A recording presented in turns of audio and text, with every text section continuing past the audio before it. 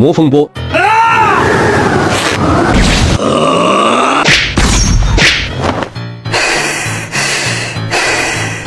不愧是比克，在那种情况下，居然还能想到用分身自爆转移注意力，然后使用魔风波的法子，真是一个极限的操作。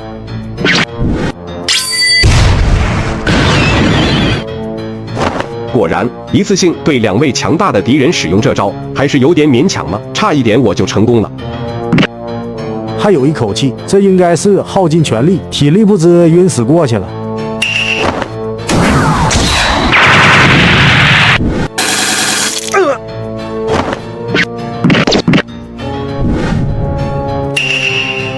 你这是何意？怎么对付失控的人，你还有什么办法吗？那倒是没有。要想解除他的状态，只能等我家老二过来了。图灵、比克和18号，就麻烦你放进我的精神时光屋里面去，然后带走了。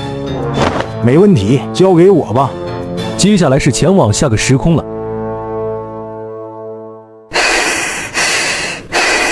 这家伙太厉害了，我们融合成超视物吉他，居然也不是他这个形态的对手。可惡，到底是從哪裡冒出來的家伙？區區17號怎麼會這麼強？布羅尼，是時候輪到我們出手相助的時候了。你炸了，炸沒有反應。我不想戰鬥。你看下面有你的老熟人卡卡羅特。我對卡卡羅特沒有興趣了。不是吧？今天怎麼變得不想戰鬥了？難道是因為上次一戰被卡卡羅特打得失去了信心？不行，身為你的好友，我不能讓你這麼沉淪下去。接下來就交給我吧，讓我帶你重拾回信心。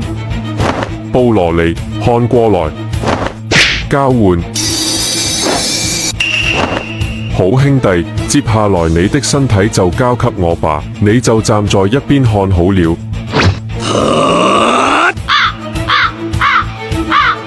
這是怎麼回事？我怎麼無法變身？是哪裡做得不對嗎？原來如此，我悟了。卡卡羅多，卡卡羅多，卡卡羅多。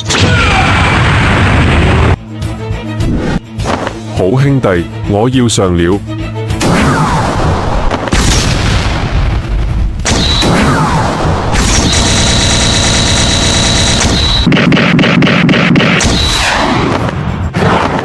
這家伙有點本事，剛好作為我的試煉石。怎麼你沒吃飯麼？就這麼點力氣，